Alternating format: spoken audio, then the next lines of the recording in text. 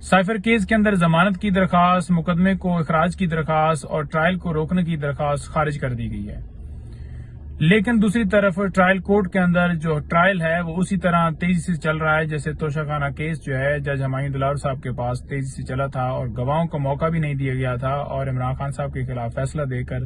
فوراً ایک غیر قانونی آرڈر کے ذریعے خان صاحب کو اریسٹ کیا گیا تھا۔ بات یہ ہے کہ 16 تاریخ سے یہ فیصلہ اسلام آباد ہائی کورٹ میں محفوظ ہے۔ ہم یہ کہہ رہے تھے کہ یہ ٹرائل چلنے کے قابل نہیں ہے، یہ مقدمہ چلنے کے قابل نہیں ہے، اور ضمانت کے اوپر فیصلہ پہلے نیچے نہیں دیا جاتا،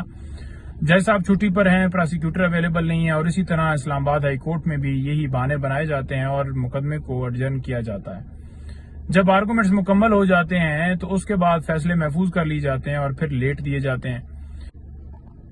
زبردستی عدالت کاپیاں دینا چاہتی ہے، حالانکہ کاپیاں وصول نہیں کرتے، اور عدالت آرڈر کے اندر لکھتی ہے کہ کاپیاں دے دی گئی ہیں اور انہوں نے سائن نہیں کیے، اور اگلی ڈیٹ کے اوپر تصور کیا جائے گا کہ انہوں نے سائن کر دیے ہیں۔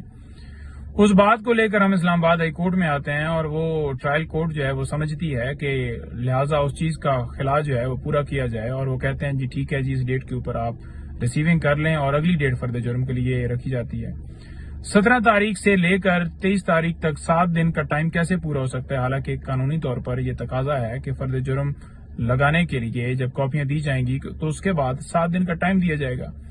لیکن 7 دن کا ٹائم نہیں دیا گیا، اور 23 تاریخ کو فرد جرم اسی طرح سے زبردستی نافذ کرنے کے لیے ڈیٹ فکس کی گئی، اور عدالت میں جب 23 تاریخ کو پہنچے ہیں اور وہاں پر یہ کہا گیا ہے کہ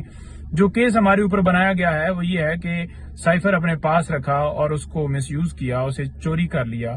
تو سائفر کو ریکارڈ کے اوپر ہونا چاہیے تھا کیونکہ آپ نے تو برآمد کرنا ہے۔ جب سائفر ریکارڈ کے اوپر نہیں ہے، منٹس آف میٹنگ موجود نہیں ہے، تو پھر ٹرائل جو ہے وہ کیسے آگے فرد جرم لگ سکتا ہے؟ اور یہ بھی ان سے صدا کی گئی کہ تمام کاپیاں جو ہیں وہ دی جائیں، اکیوز جو ہیں وہ وصول کریں،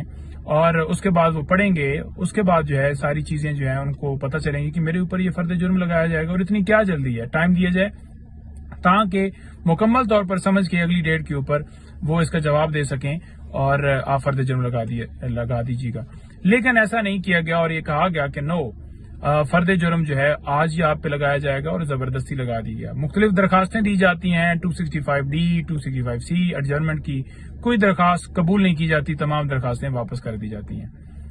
پھر اس کے بعد جو ڈیٹ رکھی جاتی ہے وہ رکھی جاتی ہے کہ گواہوں کو طلب کیا جا رہا ہے 27 کو۔ آج 5 گواہ جو ہیں وہاں پر گواہی دینے کے لیے پہنچ، جتنے گواہ پیش کر لیے جائیں ان کی کوئی ویلیو نہیں ہے، کیونکہ کیس بالکل بوگس ہے، جھوٹا ہے، اور گواہ جو ہیں زبردستی سے جن کی بھی سٹیٹمنٹ دلوائی جا رہی ہیں ان کی کوئی ویلیو نہیں ہے۔ جو ضمانت خارج ہوئی اور اس کے ساتھ ساتھ مقدمے کے اخراج کی درخواست خارج ہوئی، ہم اس کو چیلنج کرنے جا رہے ہیں، اور انشاءاللہ ہمیں پوری امید ہے کہ اپر فورم ہمیں جو ہے اس کے اوپر سنے گا اور میرٹ کے اوپر کیس ڈیسائیڈ کیا جائے گا۔